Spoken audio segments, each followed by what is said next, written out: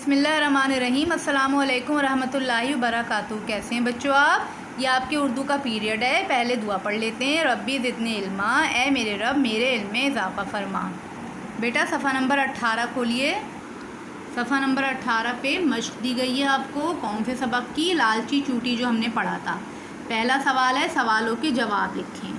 अलिफ दिया हुआ है, पहली कोशिश में चूटी शहद के छत्ते तक क्यों नहीं पहुंच पाई? जी जनाब, क्यों नहीं पहुंच पाई थी पहली कोशिश में? क्योंकि उसके पाँव फिसल रहे थे और वो पत्थर से बार बार गिर रही थी। ठीक है, अपने अल्फाज में लिखिएगा। पहली कोशिश में चूटी शहद के छत्ते तक इसलिए नहीं पहुंच पाई क्योंकि उसके पैर पत्थर से फिसल रहे थे और वो गिर गिर पड़ रही थी। बे, शहद के लालच में उसने क्या फरियाद की? जी, सफ़ा नंबर 15 पे हमने पढ़ा था ना। शहद के लालच ने उसे आवाज़ लगाने पर मजबूर कर दिया और वो फरियाद करने लगी, ए लोगो, मुझे शहद की तलब है। अगर कोई मुझे शहद के छत्ते तक पहुंचा दे तो मैं उसे मुआवजे के तौर पर एक जौ पेश करूंगी। ठीक है बेटे, ये बे का आंसर है। सवाल जीम, मक्खी ने चूंटी से क्या कहा और चूंटी ने क्या जवाब दिया? ये हमें कहाँ मिलेगा? सफ़ा नंबर 16 पे। मक्खी ने कहा,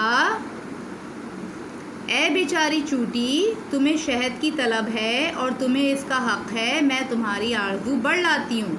चूंटी बोली, अल्लाह बरकत दे, अल्लाह तुम्हारी उम्र दराज करे, तुम हो खैर ख्वाह जानवर। ठीक है, ये जीम का आंसर हो गया आपके। दाल है, शहद के छत्ते तक रसाई हासिल करके चूंटी के क्या एहसासात थे? जी जनाब, जब वो शहद के छत्ते पे पहुंच गई थी तो चूंटी के क्या एहसासात थे? वो बहुत खुश थी, वो अपनी खुशनसीबी समझ रही थी, वो शहद के छत्ते की तारीफ़ें कर रही थी और वो बहुत ज़्यादा खुश थी। ठीक है, ये हम लिखेंगे। तो हमें इसमें से कौन कौन से करने हैं? अलिफ करना है, बे करना है, जीम करना है और दाल करना है। ठीक है बच्चों, ये अपनी कॉपी में आप काम कीजिए अच्छे तरीके से। सवाल आप किससे उतारेंगे? ब्लू कलर से। और जवाब आप किससे लिखेंगे? पेंसिल से। और पहले टाइटल पेज बनाएंगे लालची चूटी का। सही है बच्चों? अस्सलामु अलैकुम रहमतुल्लाहि व बरकातुहू।